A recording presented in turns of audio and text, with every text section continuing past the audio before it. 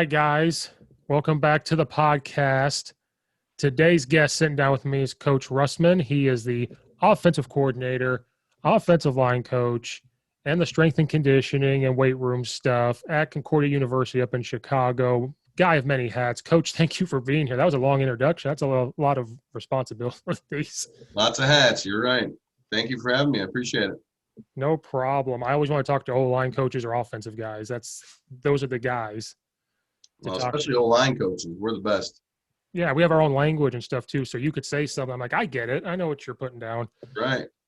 Um, no, thanks for being here. We just talked for a half hour. That could have probably been on the podcast, but it's whatever.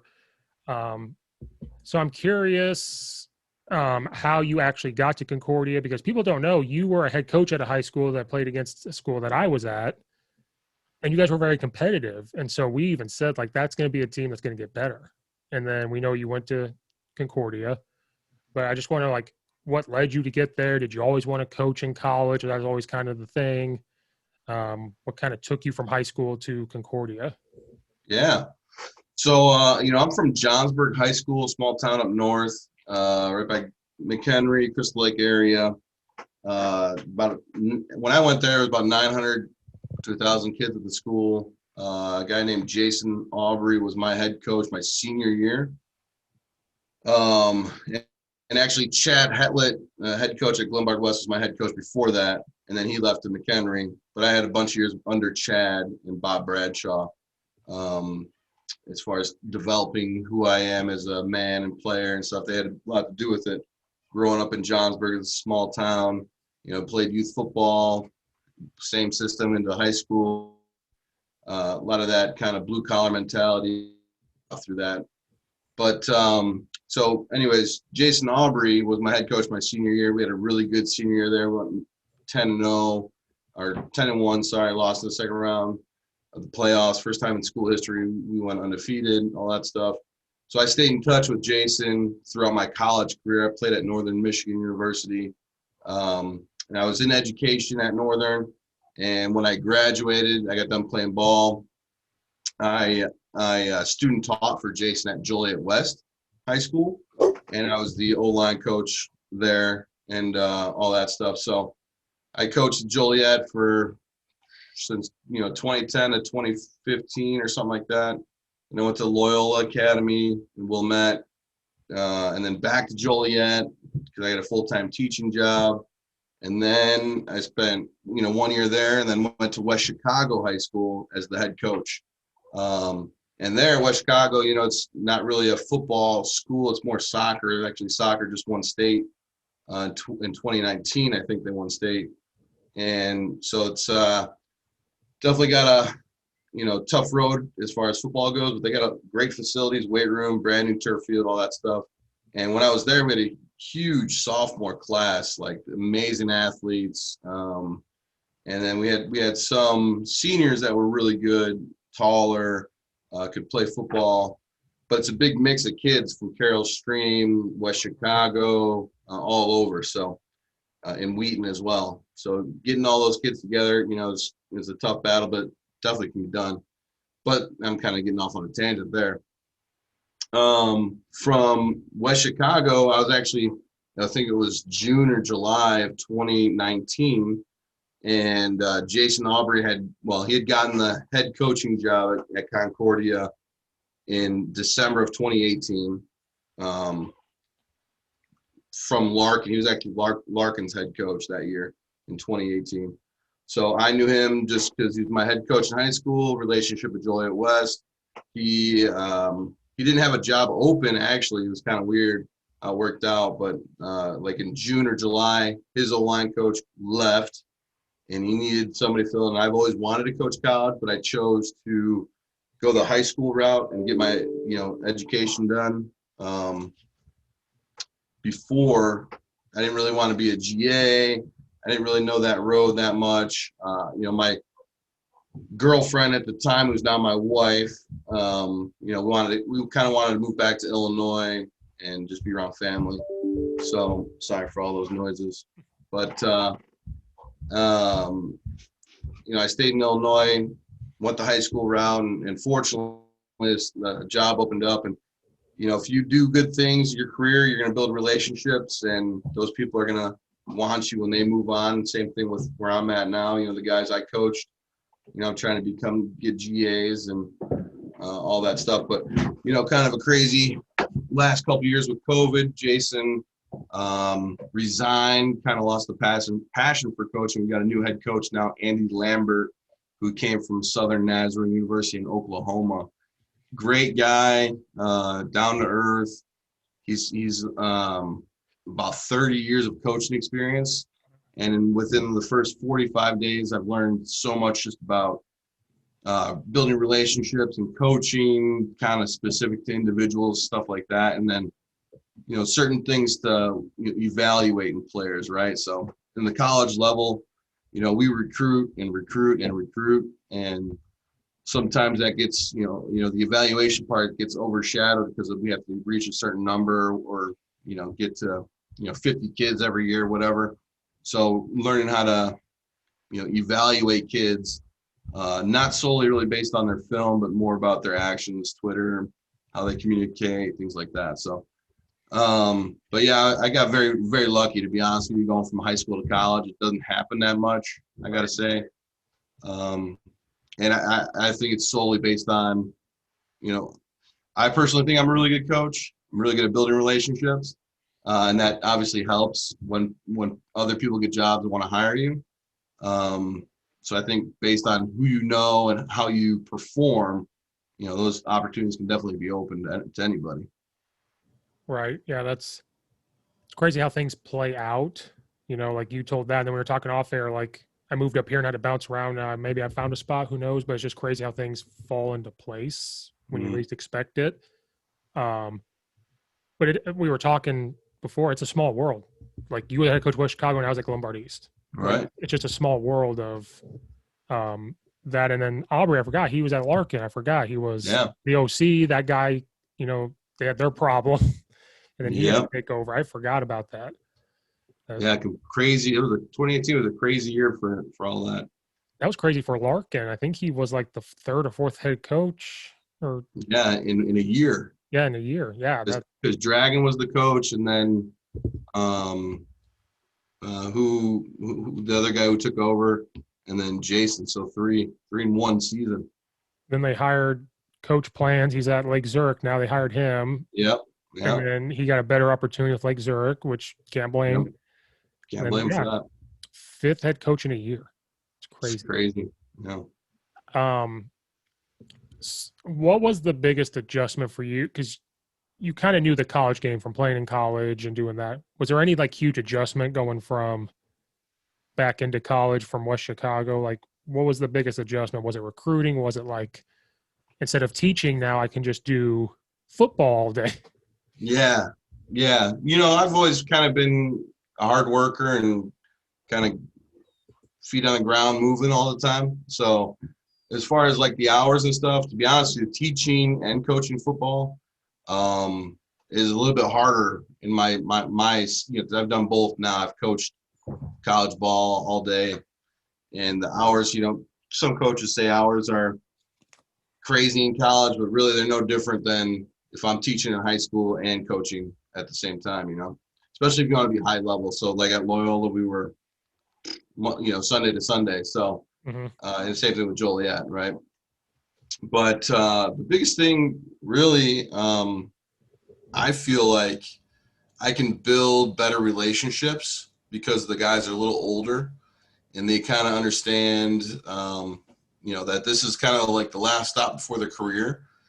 And for me, I can make it a positive change or effect to them, doing that. Because in high school, you can be a mentor, you can be all that stuff. And then they go off to college, unless you stay in contact with them all the time, you're trusting that whoever their college coach is a good guy and all that stuff.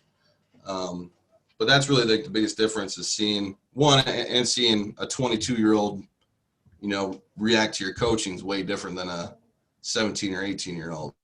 So that's actually a little bit more fun is because you can do more with it. But, you can't do too much more because you don't want to get overcomplicated and all that. But you can, more film breakdown, teaching certain techniques, that kind of stuff. My OC and O-line coach at college was Jeff Duvendek.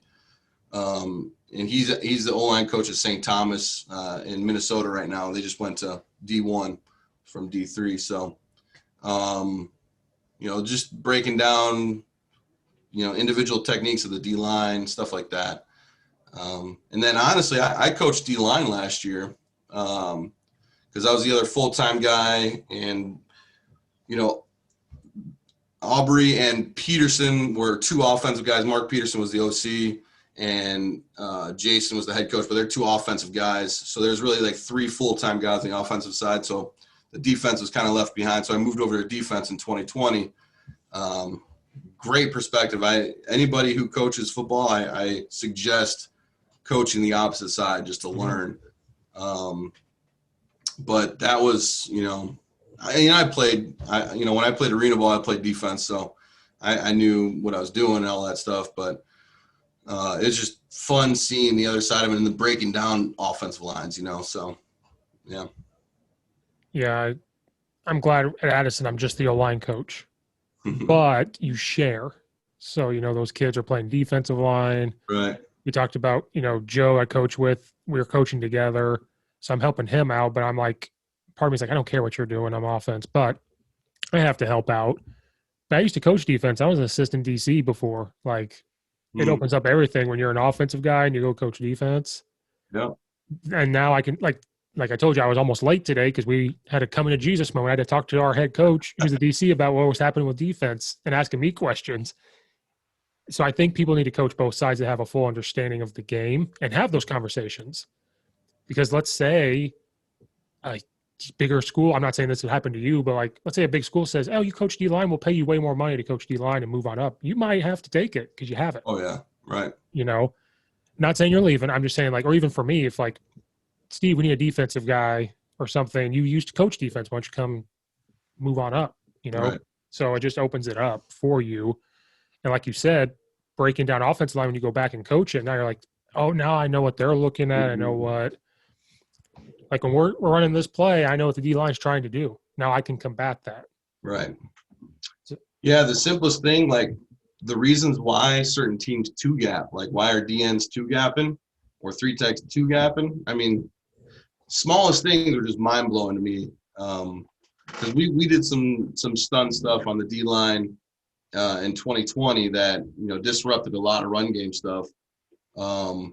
As an old line coach, I'm like, wow, that's actually hard to protect. You kind of got or run block against. So you got to figure out why a defense is doing certain things. So just gives me a different side of analyzing.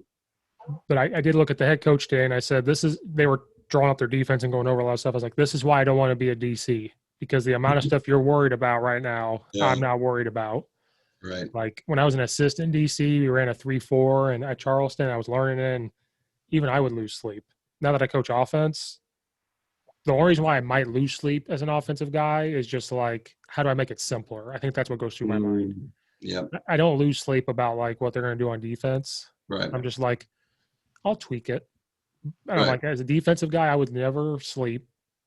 And I'd have no hair. Gap sound, all that, yeah. And I would lose all my hair. What's left of it, it'd be gone. I can't do it. And then Coach Watkins just left there too, right? Yep. Yeah, he was the DC, and I worked with him since 2019. Great guy. He's at St. Thomas now too, actually. It's kind of weird. You talk about small world. The OC there, Bruce Carpenter, is a graduate from my high school, Johnsburg, and he played football with my brother. And then Jeff Duvendek, who was my OC O-line coach in college, is the O-line coach up there. And now Charles Watkins, the DC, and one of my good buddies, is now the running backs coach up there. So. Oh, he switched to completely offense. Oh, he gave up on that defensive stuff. Oh, he was happy to. I'll tell you that. He played receiver at Duke, and but that's what made him a good defensive coach, because he knew why offenses were doing stuff, and we had some good conversations about all that stuff. Yeah, he came on this podcast in the fall last year. Oh, nice. I asked him to, and he did. because I saw him on the Chief Pigskin stuff with Coach Allball. Mm-hmm. And A Small World again. I'm going to title that for this podcast, Small World. With Coach Allball was a head coach at Milford High School, which was in my conference. So my senior year, he was a head coach at a school my senior year, and they beat us by 1 point in overtime. So every time if I ever talked to him, I'm like, remember when you beat us by 1 point? He goes, oh yeah, you were on that team. I'm like, yeah, screw you, buddy. Like, no, he's a good guy. So even smaller world. Mm-hmm. I think Nate, I don't know if he coached for Jason or if he was the head coach I don't think he was the head coach at Johnsburg. He coached at Johnsburg too. He coached at Johnsburg under Jason, I think. Yeah, because they know each other. Yeah, because Nate's been up here a couple of times, and I was on Chief Pigskin once. So, yeah, it's small. It's crazy because when I moved up here, the suburbs, I knew nobody, and now it's been a couple years. Now I'm like, now I see all the connections of like who's been where, who coaches what, and making connections. That's what it's all about, is keeping those connections. Like you said, you never know. You never know. Yeah. Well, that's what this whole coaching thing is about, man. It's relationships and getting kids from point A to point B in a better spot. So the only thing about Watkins was he loved the wing tee stuff. I'm like, oh, buddy, come on now. I don't know why, but he did. We talked about that on here. I was like, why? Why do you like it so much? You're a defensive guy, though, right? He goes, no, I'm wide receiver at Duke. I was like, oh, that was my only squabble. I was like, why? Explain to me why. And he did. And he'll defend it. And I'm like, okay. It's like, that's why you and Nate are friends. I get it.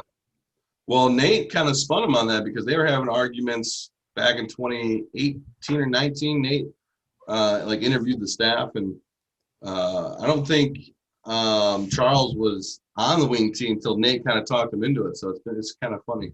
Oh, Nate. Coach Allball's always – I'm known as the spread guy. So if I'm ever on one of his things, like, oh, there's Steve. He's the spread guy. Like, that's all I've ever been a part of besides high school. Right. The rest of it's been the spread or shotgun. And that's what and like at Glenbard East, we did it, and it worked. Yeah. You guys did it and did well with it. Like, it was improvement there. West Chicago. And what was funny was you left and they went back to the wing tee. So we're playing at East Aurora, and I was like, oh, they went back. Yeah. I was kind of upset about that, but they had a great quarterback, Luke. I can't remember his last name, but he went to he was like a Yale kind of kid. Ivy League. He went to Richmond, maybe. Was he the tall kid? No, he was the quarterback. The other tall kid went to Iowa as just a student. So it was real smart kids. Just weren't coached until we got there, really. So. Yeah, that's kind of what's happening now where we're at. Yeah. That's why you're talking about, like, I think earlier talking about, like, they don't know how to be coached. I'm like, we had that this morning. I think Coach Steve had to get a little fiery, and you give them they had Friday, Saturday, Sunday off. So we had to be a little fiery today. They, you know what it is. We give them 3 days off. Yeah. They come back or they don't come back at all. Those type of kids. Oh yeah. Oh yeah. I know all about those kids. I was at Joliet West for 7 or 8 years. So. Oh goodness. So you don't have to give away what you're doing offensively, but what did you guys do before? We could go that route. What did you guys do before? Like, what was your guys' philosophy? I don't want you to give anything away if somebody listens. Yeah. I didn't create the wheel. I'll tell you that much. Well, some coaches I asked are like, well, I don't want someone to hear. And I'm like, oh, that's cool. That's fine. Yeah. No, I don't care. I hope you know what we're doing, because then I could play with your brain. Right. But personally, so, run game stuff, I run everything. We'll run inside zone. I don't differentiate between inside and outside zone. It's really kind of the same thing. It's really about the running backs reading what the D-line does. We'll run all gap scheme, power. I call it trap. It's lead, whatever you want to call it. Counter, we don't really do too much of like GT counter, but if I have the tackles who can pull, we will. I think that's a little bit more higher level athleticism, but because I did that in college. But it's just, and your quarterback's got to be able to, if you RPO or you got to be able to do some other stuff with that. All gap scheme, we'll run buck sweep instead of outside zone. I'll run like a stretch, which is outside zone, but we'll overload that side. We're going to run stretch too, so we can get the edge. That's really what we want to do, right? Passing game stuff. I liked like the R4 system a lot, talking about the tubes and kind of all that stuff. I love mesh, but I also love easy reads. So we'll do like Coach Lambert, our head coach, calls them like 1 1/4 read. So like you have your 1 read stuff, or you have your pre-snap, beater if you want, whatever coverage they're in, we'll have a beater for it. But if that's not open pre-snap, then you'll have your 1 read. If that's not there, you're going. And as an O-line coach, I love that because we ran into a lot of, 1 to 2 to 3 to 4 reads and then go or check down. And for even at the college level, D1s can probably get rid of it because the processing speed's so high. And maybe even higher level D3s and mid-level to high level D2s. But you want your athletes to play football, right? And that's what we're going to try and do. And that's my philosophy really is set up our best players in a situation where they'll be successful. So it's, we'll do mesh, typical, 3-man concept stuff. None that's, we're not reinventing the wheel. We'll tweak it game to game based on what the defenses are running. But the biggest thing for me is just pound the rock, right? Establish the line of scrimmage and hold on to the ball as long as we can. You win the time of possession, you're gonna win the game. Unless they score faster than you, I guess. But if our defenses can play football, then we'll be in a good spot. It's funny you brought up the wides. I got not yelled at, but I've said outside zone. Like, no, there's a difference between wide zone and outside zone. I said there is, and you don't want to go down that. Oh yeah, the duo tight zone conversation. That's me. I'm that guy. Because that's what I was getting ready to ask you that, because I just put out a video or something that says a duo or inside zone, because for me it's inside zone just because we're reading the end. Now, can it look like traditional zone where you stay on your tracks? Yeah, if they're lined up that way, that's what it's going to look like. Right. But it all happened at Glenbard East. Like, we wanted to be inside zone, and we just felt like our linemen, we were like, can they really move enough to combat the linemen? Because you remember there was a lot of 3-5 teams or a lot of 3-3 stack. So we were like, can we do that? And so we all sat there. They were all sat there and we're like, what if we just double team everywhere, like just combo? And we did, and it worked really well. Like, it was one of our top plays. And so I took that with me. I got to East Aurora, and we kind of did the same thing, and I'm doing it now. Like, now if we see a 3-4 or whatever, and that nose slants away, yeah, it's going to look that way. So I was getting ready to ask you that. Like, do you combo on inside zone, or is it like traditional, like we're going to stay on our tracks and look for the cutback? Yeah, so we combo everything still. However, the flow, we always take a play side step. There's a lead man, trail man. Sometimes you're on an island, I call it, or solo. So inside zone for me is big flow. So the only, the difference is, you're taking like a lead step or a bucket or a wide lateral, whatever you want to call it. And the running back's shoulders are turned at 45. Aim and point, maybe like front side of the guard, front side leg of the guard, inside leg of the guard, whatever. Depends on the linebacker flow and all that stuff. But the biggest thing I kind of talk about is everybody's a puppet on a string. That's the kind of cue we use for the running backs. You want to use everybody's momentum against them, and we'll vertical cut right behind, if depending on who we run to a 3 or 1, it doesn't matter, or a B gap or A gap player, it doesn't really matter who we run to. I like running it to a 3 if we can, but a lot of teams check their fronts, running back to the 3 side to stop inside zone if you're a heavy zone team. So I like doing that. I like overflowing it as much as I can to make it look like outside zone, but then we'll cut it between the guards. It's my, but then duo, it's all hip to hip, inside step first. It's not play side steps. Everybody's vertical, and the running back's shoulders are square. and then but that has to be run with a tight end, right? Right. Because then you won't be able to get the double teams that you want. And then some teams don't have a tight end, so that's where it gets kind of hairy, I guess. Yeah. So you could use it as like an H-back or sniffer, but it's not really the same, I guess. Otherwise, for me, it would be called tight zone versus wide zone. Right. I think it was during the pandemic. I think I posted a picture of what our inside zone looked like, and I posted on Twitter, I think, and I said, for you guys, is this duo for you? I didn't even say, is this duo, is this inside zone? I said, for you and your program. I titled it like, what is this for you guys? Like anybody. Mm-hmm. I got so much.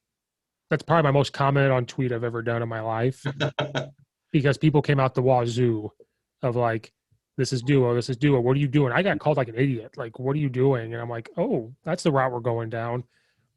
And some people said, no, this is combo zoning. This is. Yeah. And then somebody said I didn't have the running back drawn right, like the arrow on huddle. And they said, oh, so this is duo because the way you have that drawn. And I said, really? That's a big debate. I know duo, if it looks like that, they're just kind of aiming back to the other backer too, is what I've been told. Like the linemen are stepping that way, but they're aiming back instead of forward. For me, like if we have like a 5-3-1-5, I'm telling my right guard, we're stepping to chip off that one tech to get to the backer. So we're still double teaming, but we're aiming the flow of that way. Right. And then if we get an odd man front, 5-0-5, I got two options. We can all step, up vertically, or I can triple team in the middle and go. We did that at Glenbard East too. We saw Mount Prospect in the playoffs. They did the mouse thing where they had a guy sit right underneath their nose guard. And would guess, like literally had his hand on his butt and like went to move. Wow. And because they knew we wanted to trap an inside zone. And so we finally just said, why don't we just triple team during the game? We're like, just triple team. So we did. And so wherever he guessed it would be wrong. And we were getting 4 yards, 3 or 4 yards. And I'm like, we'll live with it. And eventually I got him out of it. So for me, that's why I like comboing, because I can do that. Yeah. But I do love, like you said, the flow.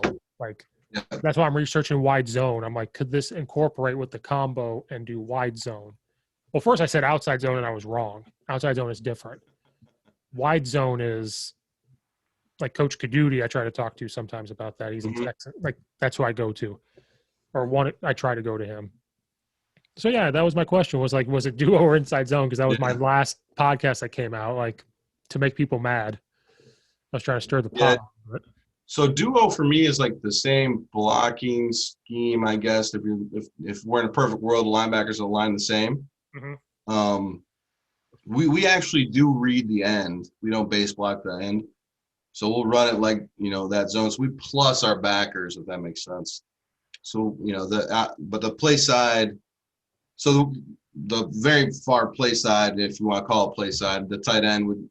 If it depends on if it's a 6-eye or 5, if the tight end can get inside of him, then we'll double that 3 to him. But that to be honest with you, that side doesn't really matter as much as the A gap double team.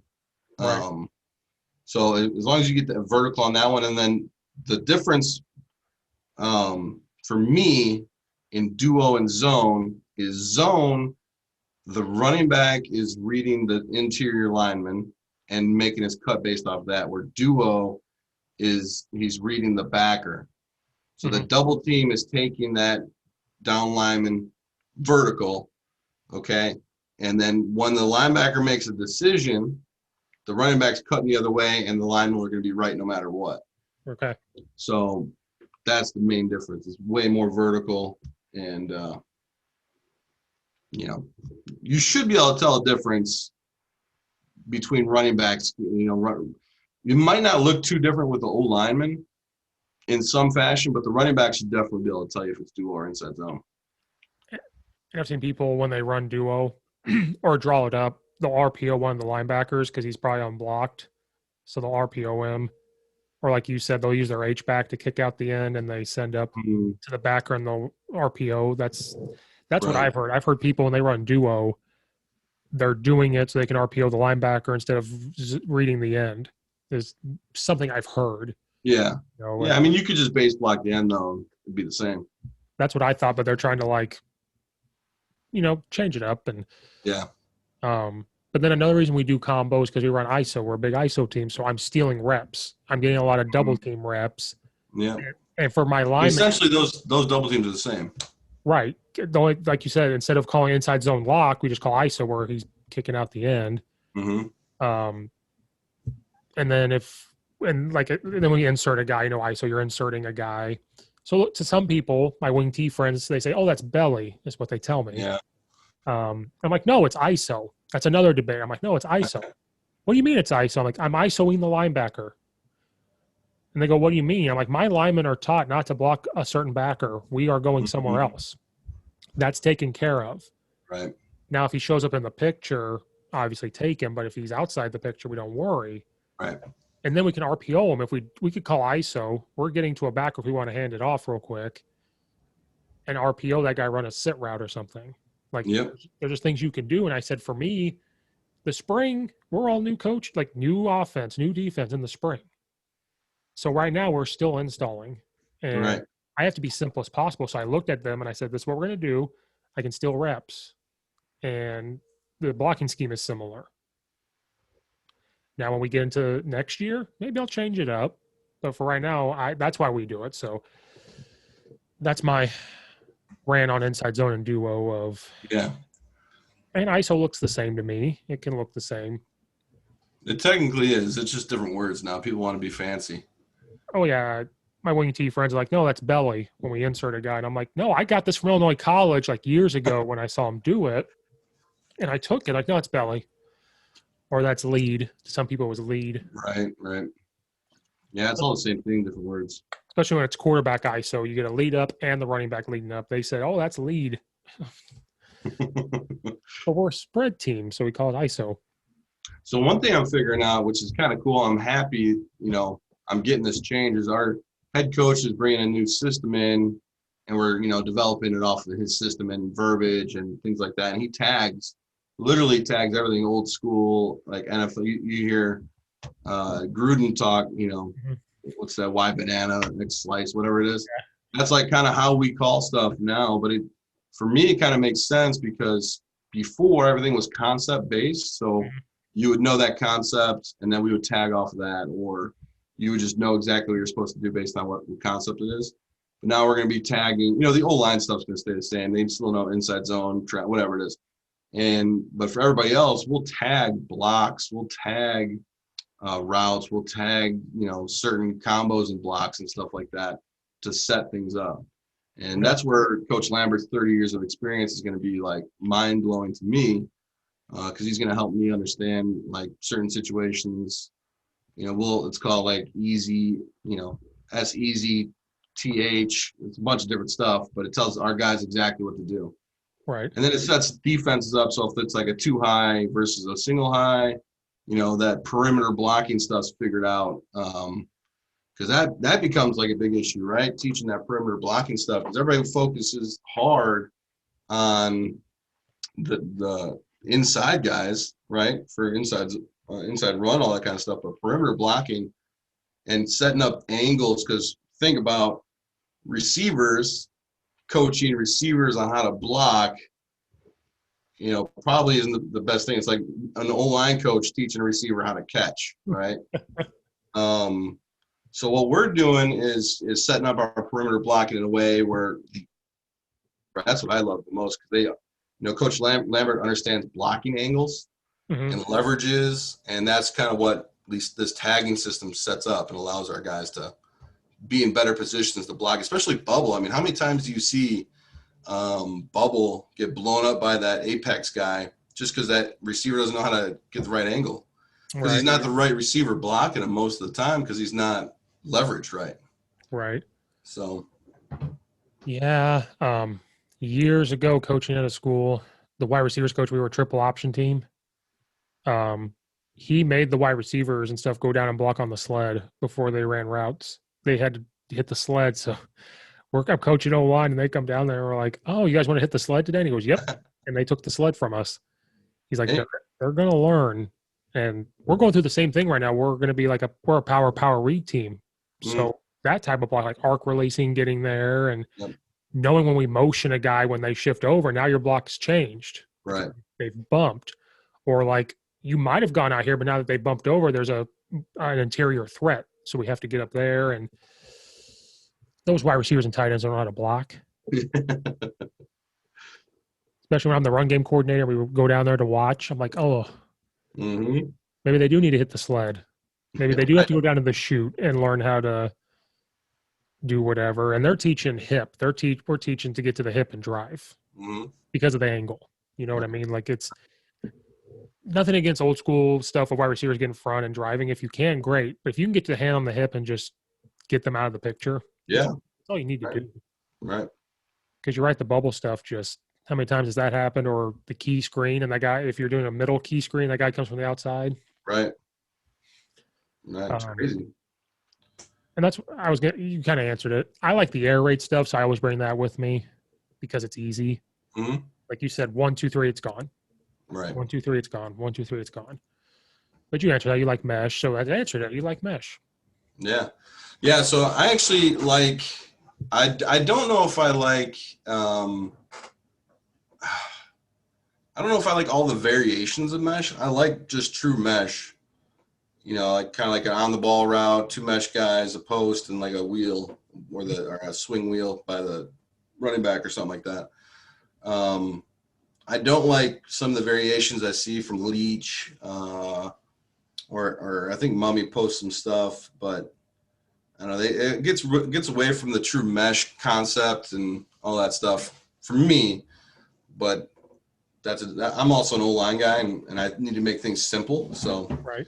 But I really do like Dub Maddox's R4 system. Like, if you don't know how to coach quarterbacks, you know, if you're a high school coach, O-line guy who's never coached quarterbacks, the R4 system and Dub Maddox is a huge teaching you that kind of pass game understanding. Not even if you don't use the tubes, because we don't use it really, but understanding capped and uncapped and all that kind of stuff, and quarterback footwork, right? Because you know mechanics, you can't really change throwing mechanics. I mean, that's a whole different project. But footwork is easily, you know, one of the things that you can, especially out of the gun, right? Understanding what routes are certain steps, all that kind of stuff. Because we just had a camp here the other day. I can't tell you how many quarterbacks didn't know just what a 0-step drop was, or even like a 1 hitch or something like that. So it's, you know, it's kind of mind blowing to me still. But that's a good book. I read it during quarantine. I have to go back and reread it now because I was back in the summer last year. Right. Because I'm an O-line coach, so I'm like, I'm reading this just for my own sake. Right. And I'm like, but I'm not going to use this, and so I have to reread it. But it was good. I remember putting sticky notes all through the book. You have to. Oh, right. That one, and I've read all the defensive stuff. What's his name? I can't remember. Match quarter stuff. Oh, yeah. I've had to read that. Good stuff. But, you know, that's a good point. I like the R4 stuff. The language is simple. Yeah. Learning that. I know a coach, Coach Justin Clark. He's a high school coach in North Carolina. He's a run and shoot guy. He's taken that terminology and used it in his run and shoot. Oh, that's awesome. Like the capped stuff. He's taught that in the run and shoot. Because that's what Mummy did with his mesh you're talking about. His outside receiver runs it's a kind of like a run and shoot. He reads the guy and will run his route based off of that. Right, right. So Mummy adapted to that. Leach's way, if it's 2x2, they're like capped outs and then the mesh. Right. And now his variations come in 3x1. Like that 3x1 stuff just gets crazy. But to your point, we did the same thing. And we just did mesh and shallow. We're like, this is a good complement to it. Keep it that way. We can run a post behind it if that safety drops down. Right. That's all we did was we kept mesh the same. There'll only be one tag if it's a post. Right.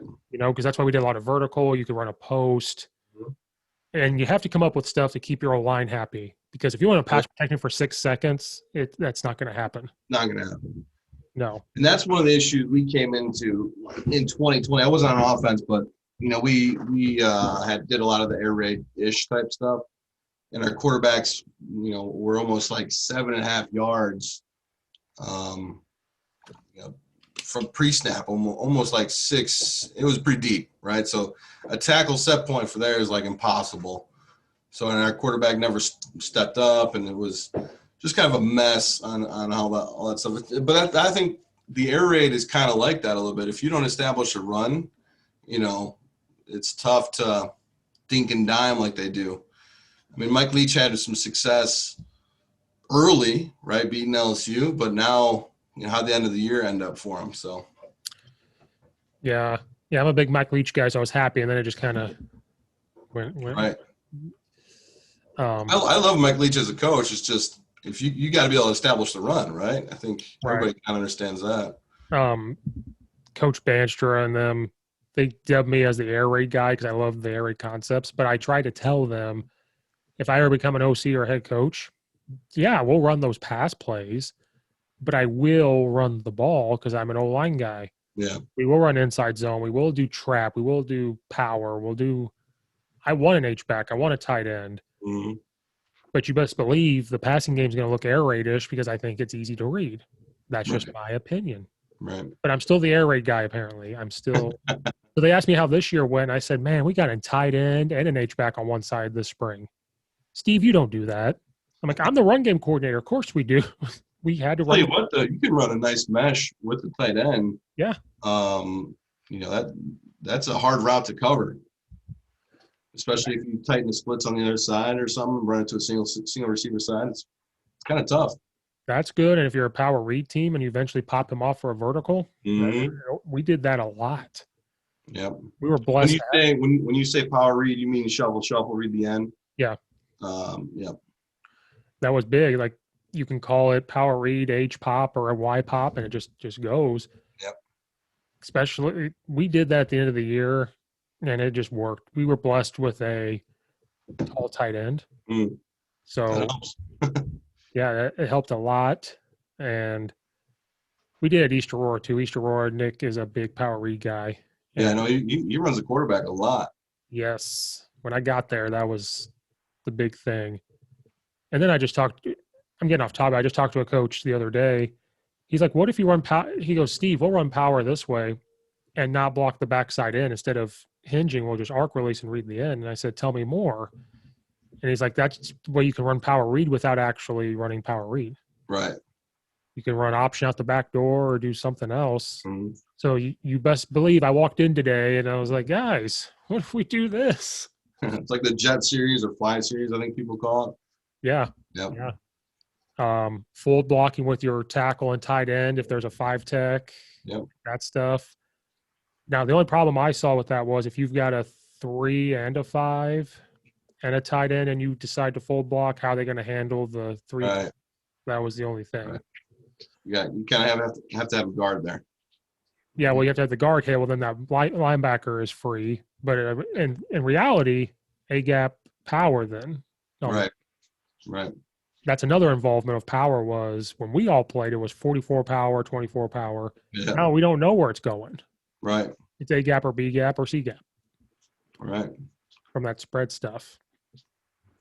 Which is awesome. I love, people think like that power is supposed to hit right behind the guard, but sometimes it hits way outside the tackle. It depends on if they wrong arm it and all that kind of stuff. Or if they knife in and cross your tackle's face and he's got to take them and now it's going around. Yep. That's why I brought in the skip pull when I showed up. Yeah. Nothing wrong with opening up and going, but I said, man, we got to skip pull. Yeah. No, I'm a skip pull guy. I am too. I'm a big skip pull. I'm old school. I'm skip pull and galloping like to get there. I'm old school as it gets. And so have you heard Kurt Anderson talk at all from Northwestern? No, I haven't. So he has a good duo. Actually, it's about duo, but he talks about how they block power, gap scheme kind of stuff. He talks about speed skaters. So, speed skaters push off that one leg. So it's kind of that gallop thought process. I did that. And then last week I had Coach Rudolph from Ohio University. He's the O-line coach. I had him on here. I think they're going to scooch. Okay. Yeah, I think he said they're going to do a lot of scooching this year. And that works for them. Yeah, I've gotten talk about technique a little bit. I've gotten away from the duck demeanor style. I haven't done that for a long time, and I heard what's Ferentz's first name? He's the OC now at Iowa. Kirk's the head coach, but Yeah. I can't remember his first name, but I heard him speak at a clinic a long time ago, and he goes, man, these old linemen don't want to get in that position, but what they do like to do is move people. So what I teach them is those first 2 or 3 steps. Once they get into contact, they can zipper their feet and run, because it's a lot easier for me to coach them on how to just run your feet out of that position than to quickly chop your feet and be powerful with the hips in that wider stance. It was kind of like blew my mind at the time, but that's what I teach now. I just go, after the first 2 steps, whatever appropriate steps you're taking for the play or the double team, whatever it is, after that, you get in that steering wheel and you are running your feet. I don't care how you run your feet, you just run your feet. So. Yeah. I learned that coaching from a triple option power I. And then when I was at Charleston, we kind of went to a pro style and then a spread. I quickly realized, because I coached every position in Charleston at one point, I was like, this duck walk thing doesn't make sense anymore. Yeah. Now, like you said, I like to see those quick. I don't even call them duck walking anymore. I think it's like just driving off your foot when you make contact. That original contact, yes, you're going to be in that powerful position. Not a duck walk, but like you're in a powerful position. Then just get them out of there. Right. So I agree with you. Like, and some people I've talked to are to the point where they don't care how they get to the person anymore. It's like, get there however you can. Mm-hmm. Move your feet however. Just don't be too narrow. Don't have them right under. Get your feet underneath of you and go. I'm not to that point yet. I'm kind of like I still want technique. I still want like galloping. The only reason why I decided to do it was because if you're doubling, they were churning like this and just leaving all this space, for them to shoot. It's high school, so you're like, how do I adjust this? And I'm like, I just found galloping kept us square to where that didn't happen, and we're getting the forearm in and drive. Like some people do this, which is fine. I'm stupid, so I'm at the point where I'm like, get your hand in and get your forearm in, and we can drive. And so they call it a flipper. Yeah. Yep. I use that for like rocker back stuff like that. I don't teach the gallop because for me, I just never did it, and it's just kind of hard for me to teach it if I don't fully understand it, I guess. But I do understand it. Do you use that more on power? Yeah. Stuff like that. Yeah. Yeah, I use that when if you got a 2-tech or a 3-tech, we got to get there so they don't get to the gap. And then I kind of took a wide zone drill where they call it near shoulder, where like there's that 2-tech, you gallop, you blast him, get off. Yeah.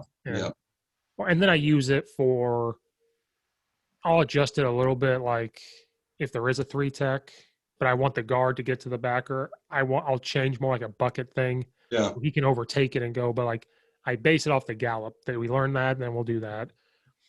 So when you gallop, like in your double team, right? Let's say you're running power to the right guard and right tackle, have a B-gap defender, 3-tech, and you double up there. Will the right guard gallop into that? And then is he the one leaving for you, or are you just taking that 3-tech to that backside backer? We're just going to take him. We'll just take him. So what's your tackle doing? He's galloping to that 3-tech. Okay, so is he taking like a right replace, then left foot to hip, and then kind of? Yeah, so like his left foot will immediately come up. Okay. Driving off here, and he'll quickly get there. Mm-hmm. And then, once we get there, then you get that foot inside his crotch and drive. Right. And at that point, we want him to get to the backside backer. If we can't, we can't. Right. And just push him. Right. You're taking him to him. Yeah.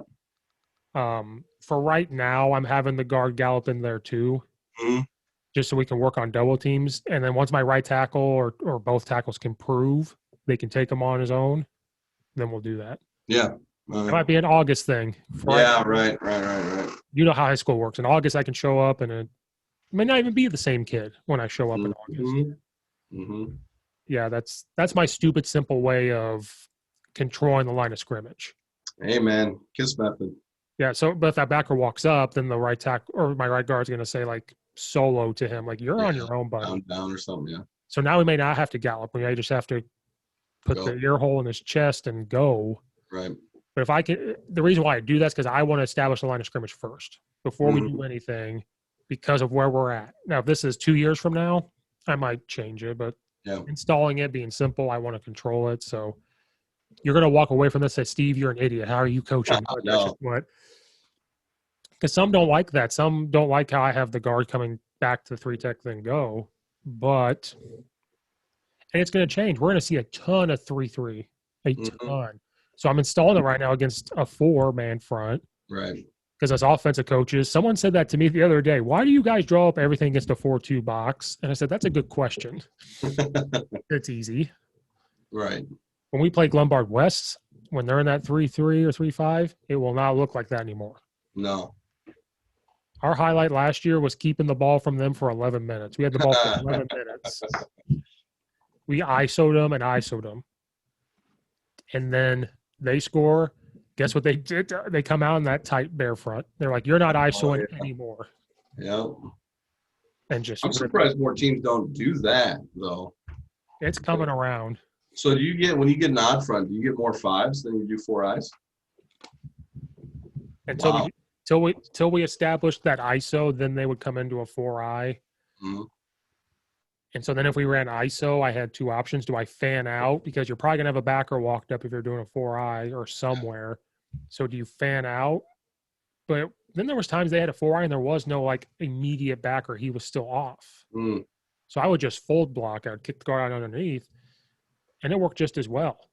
Right. For ISO. Now you have 2 insert guys. See, that's where like ISO comes in to be, it's kind of going full circle, right? So, because that 4-eye messes everything up. I mean, it's one of the hardest things to block. But if you add a hat with a tight end and fullback, you know, that 4-eye kind of, you just hit you hit ISO and C gap then pretty much. Mm-hmm. Yeah. Then I talked about coming in this year, maybe if we get a ton of 4-eye, maybe whamming him and just change it. We go ISO switch or something and have them go to the back, or maybe have that guy that's pulling or our sniffer or our wing that comes in. Maybe he takes them. Yeah. I've talked about that too. Like wham him. Or my first reaction is, oh, we got a 4-eye, call trap. That's my first reaction. Call trap. So do you trap him or do you trap the outside backer? I would trap the 4-eye and hopefully we just get up. Right. My way of running trap is I want to trap the 3-tech. But if there is no 3-tech, I trap the next, you know, we play a 4-2-5. So all summer we've seen a 4-2-5. Mm-hmm. So if we have a 5, a 0-1, and a 5, and we call trap right, we got to make a call saying we're going to trap the 5-tech, and we're not going to trap the 1 technique. We'll trap the 5. Right. Since there is no 3-tech. Now, if he had called trap left, we'll do the 3-tech, and we'll just pop the 5-tech and climb. Right. Because reality, like you know, those guys on the outside should not make that play. Trap's supposed to hit now. If that outside backer makes the play, we got the wrong kid at running back. Yeah. Should not. Yeah. Yeah, I've blocked the 4-eye. Unless that backer's that good, then I'll trap him. But I don't like linemen going out to chase a linebacker. Yeah. I'd rather my guard's going up against a defensive end rather than this guy's going up against the speedy linebacker. Right. Right. Like the Lombard West of the world, and Hinsdale South runs that too. They do it. Who else did it? Someone else did it to us.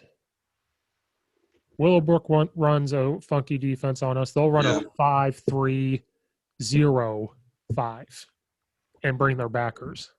Wow. It's like an over-ish type. Oh yeah, it's 5-3-0-5, and it's just you think there's this huge bubble, but they've got those backers walked. And they'll slant that way to make you come that way. It's funky.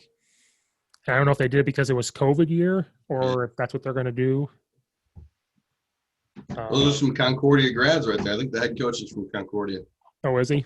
Yeah, I think so. They have a freshman quarterback last year, starting varsity. Well, their starting quarterback in 2019 was a stud.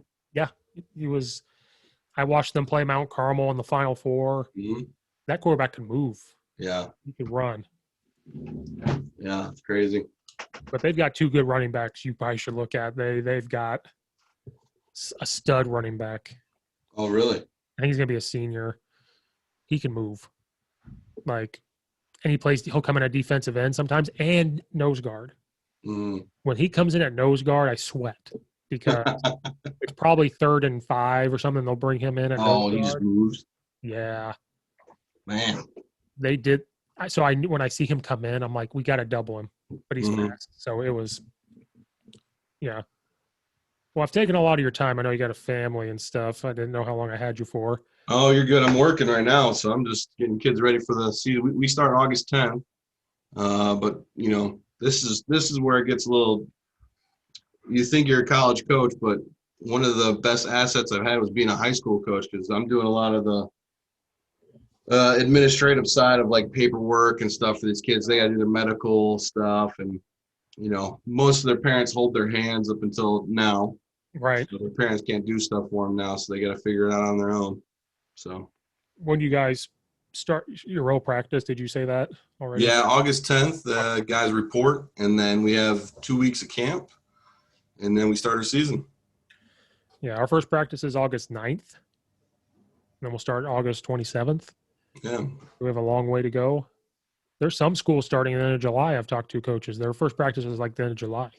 Wow. They'll play They're using those 25 days and just going straight through, huh? Yeah, one coach I talked to in South Carolina, they just had like a dead period. Yeah, that dead period, we can't see them that first week of August. We can't see them. Then we'll start August 9th. But I'm just glad it's back to normal. I know. I'm with you. Especially in the spring when you had basketball go till March 13th, but football started March 3rd. That was fun.